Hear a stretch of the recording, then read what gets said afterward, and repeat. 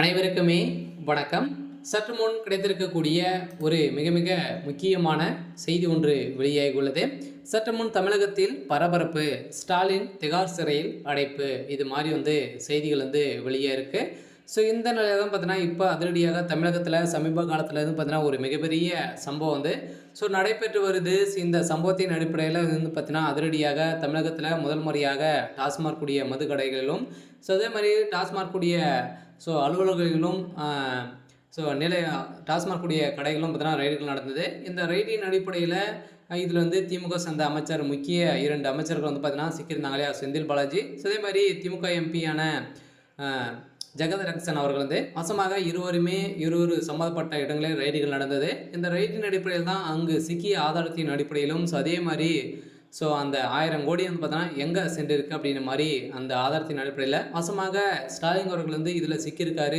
இந்த நிலையில் தான் திமுகவுடைய தலைமையகத்துக்கு ஒரு மிகப்பெரிய ஒரு இடியாக தான் விழுந்திருக்கு. சில முதல்வர் ஸ்டாலின் அவர்கள் இப்போது இன்றைக்கோ நாளைக்கோ அப்படின்ற மாதிரி கைது செய்யப்படக்கூடிய நிலை இருந்திருந்தது. இருந்தாலுமே ஏற்கனவே அதர் ஸ்டேட்லாம் பார்த்தீங்கன்னா ஏற்கனவே நிறைய முதல்வர்கள்லாம் இந்த மாதிரி விஷயத்தில் டாஸ்மார்க்கில் நடந்த ஊழலின் அடிப்படையில் நிறைய முதலமைச்சர்கள்லாம் கைது செய்யப்பட்டிருக்காங்க. இருந்தாலுமே தமிழகத்தில் இந்த நடவடிக்கை எடுக்காததற்கான காரணம் என்ன அப்படின்ற மாதிரி எதிர்க்கட்சி தலைவர்கள் அனைவருமே கோச்சமிட்டு எழுப்பக்கூடிய நிலை இருந்திருக்கு. இந்த நிலையில் தான் அதிரடியாக இன்று காலை முதல்வர் ஸ்டாலின் அவர்கள் பார்த்தீங்கன்னா அதிரடியாக டெல்லிக்கு தூக்கியதாக சம்பவம் வெளியாக இருக்குது. இப்போ திகார் சிறையில் அடைக்கப்பட்டதற்கான அனைத்து ஏற்பாடுகளுமே இப்போ நடந்திருக்கு. இப்போ இந்த செந்தில் பாலாஜி செய்த மெகா ஊழலின் அடிப்படையில் அனைத்து ஊழல் பணங்களும் பார்த்தீங்கன்னா 40,000 கோடிக்கு மேலே நடந்திருக்கு. இந்த பணங்கள் அனைத்துமே இது வரைக்குமே நடந்திருக்கக்கூடிய ஊழலில் திமுகவுடைய தலைமையகத்துக்கு தான் சென்றிருக்க திமுக தலைமையகம் என்ன சொல்கிறாங்க அப்படின்றது தான் கீழே இருக்கிற அனைத்துமே செய்யணும். இந்த நிலையில் தான் செந்தில் பாலாஜி அவர்கள் போட்டு அனைத்து பணங்களும் பார்த்தீங்கன்னா திமுகவுடைய தலைமையகம் சுருட்டி சென்றிருக்கக்கூடிய நிலையில் தான் இந்த நிலை இருந்தாலுமே செந்தில் பாலாஜி அவர்கள் தான் சிக்கியிருக்காரு. பார்த்தீங்கன்னா செந்தில் பாலாஜியை வைத்து திமுகவுடைய நாடகத்தை வெளிச்சம் போட்டு காட்டக்கூடிய அளவுக்கு தான் இப்போ திமுக நாடகம் ஆடிட்டு இருக்கு. இருந்தாலுமே செந்தில் பாலாஜியுடைய கதை ஒட்டுமொத்தமாக முடிந்திருக்கு.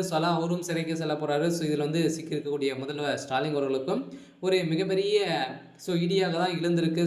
முதல்வர் ஸ்டாலின் அவர்களும் இப்போ பார்த்தீங்கன்னா சிறையில் அடைக்கப்பட்டதாக ஒரு தகவலும் வெளியாக இருக்குது. அதே மாதிரி இதில் பார்த்தீங்கன்னா டாஸ்மாக் கூடிய நிர்வாகிகள், ஒப்பந்ததாரர்கள் அவர்களுடைய வீட்டிலும் ரைடிங் நடந்தது. இந்த ரைடின் அடிப்படையில் தான் எக்கச்சக்கமான பணங்கள் மூட்டையாக சிக்கிருக்கு. இந்த பணத்தின் அடிப்படையில் வருகின்ற சட்டமன்ற தேர்தலுக்காக ரெடியாக இருக்கக்கூடிய பணங்கள் அனைத்துமே பதுக்கு மேலே பதுக்கிட்டு இருக்காங்க.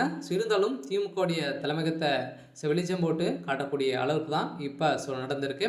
இருந்தாலுமே என்ன நடக்க போகுது அப்படின்றத வெயிட் பண்ணி பார்க்கலாம். இது மாதிரி செய்திகளை தெரிஞ்சுக்கணும் அப்படின்னா மறக்காமல் நம்மளுடைய சேனலை சப்ஸ்கிரைப் பண்ணி சப்போர்ட் பண்ணுங்கள். தேங்க்யூ.